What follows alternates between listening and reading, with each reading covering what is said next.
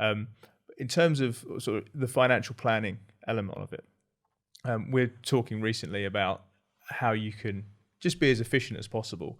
And one of the things that we were talking about was sort of the EIS and the VCT schemes that are out there. For those that haven't come across those, what's the sort of the headline there, and what's the rationale for using them? Because I mean, we are a few weeks away from the end of the financial year, and if there is surplus cash, in someone's pocket, is that a place to potentially look at putting it?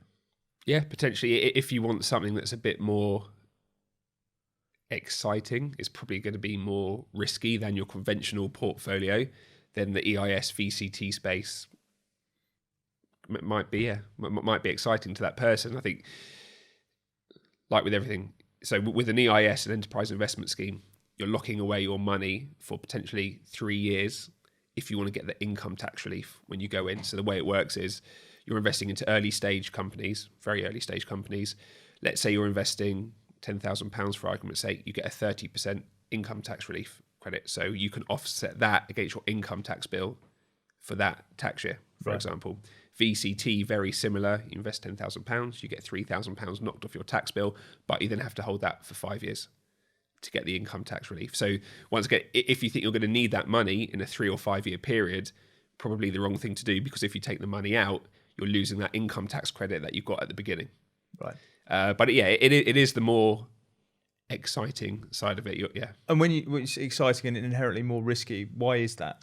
So EIS is far more early stage companies. They're pretty much when I say just launched, very early stage.